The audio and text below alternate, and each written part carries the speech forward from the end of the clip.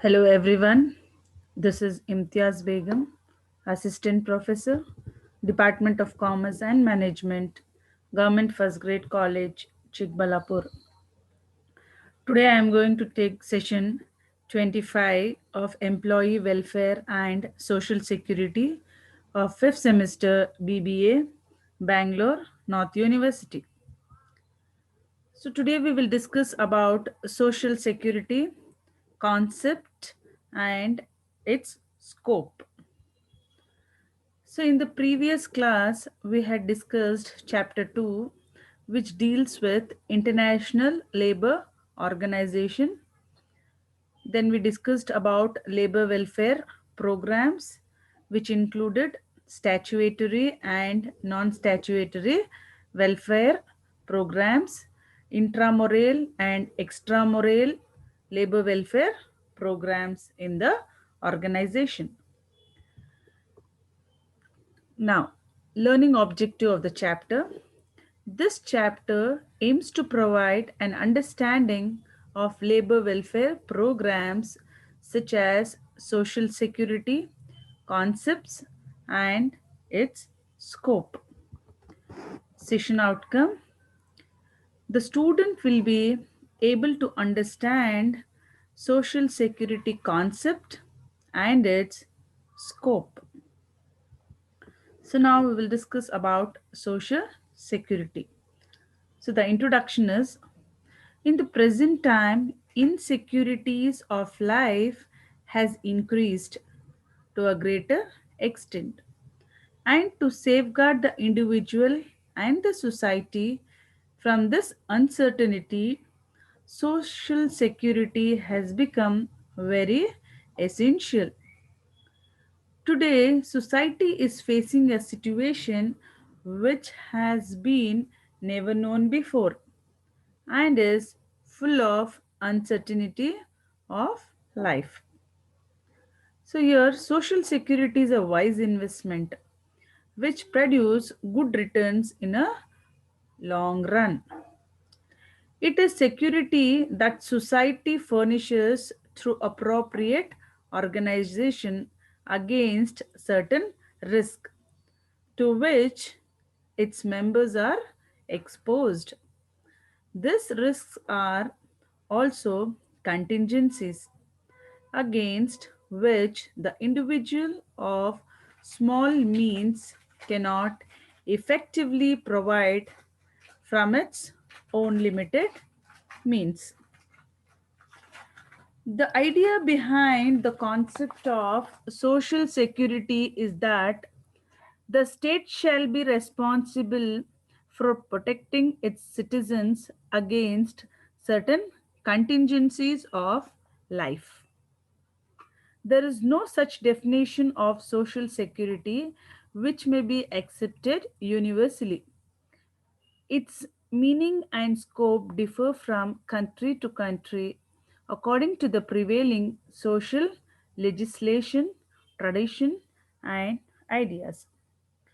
The basic principle of social security implies collective action by the community to help a member against misfortunes and wants he cannot meet with his own resources. It is based on the business ethics, ideas of human dignity, and social justice. Broadly speaking, the idea of social security is that the state shall make itself responsible for ensuring a minimum standard of material welfare to all its citizens on a basic wide enough to cover all the contingencies of life from womb to the tomb. So now we'll discuss the meaning and definition of social security. The meaning says social security is the protection which society provides for its members through a series of public measures against the economic and social distress resulting from sickness, maternity, employment injury, invalidity, old age, and death. In other words, Social Security is a program of protection provided by society against these contingencies of life, such as sickness, unemployment, old age, industrial accidents, against which the individual cannot be expected to protect himself and his family by his own ability or foresightedness. So it has been defined by Morris Stock. So, in other words, Sir William Devergage has defined social security is an attack on five genes, namely want, disease, ignorance, squalor, and illness. So many of the authors have defined in different way the definition of social security. So we are having few features of social securities. So from the analysis we can say social security is a dynamic concept. It covers changes with social, economic, and political system prevailing in a given country at a given time. Then it covers wide variety of health and welfare schemes. A comprehensive scheme of social security consists of social insurance and social assistance. So, here social security is being divided into two concepts. One is social insurance and social assistance that we'll discuss in our next class. Then now we have a social security provides protection against all the ordinary risks of life and as well as special risk of employment. It should bring under protection all member workers by hand and brain who live solely by their mere earnings. It provides financial help in case of contingencies such as unemployment, maternity, work injury, industrial disease, old age, widowhood, and orphanhood, so on. Next we have is scope of social security. So it according to ILO, it has been divided into 9 components. So they are first one medical care. Social security under medical care covers pregnancy, confinement and its consequences and diseases which lead to morbid conditions. The need for prenatal and postnatal care was emphasized. It may include practitioner care, specialist care, provision of essential pharmaceutical, and hospitalization. Next, we have is sickness benefit. Sickness includes incapability to work resulting a loss of earning.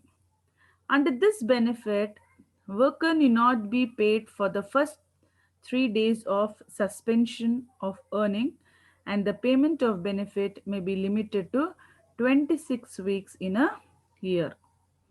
Next we have is unemployment benefit.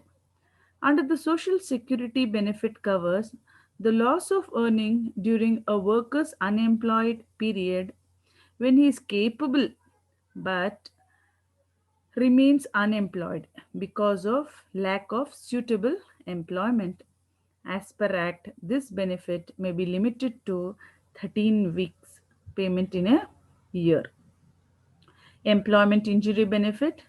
In these days, industrial work is subject to different kinds of contingencies, mishaps, and occupational disease, which are covered under employment injury benefits of social securities, which may include more head condition, inability to work, due to morbid condition may lead to suspension of earning, total or partial loss of earning capacity, death of a breadwinner in the family, and so on.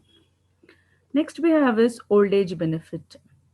Old age benefit is applicable in India only in few states. Under this benefit, the quantum of payment depends upon individual's working capacity during the period before retirement. It further includes a certain amount beyond a prescribed age and continues till one's death. Next we have is maternity benefit.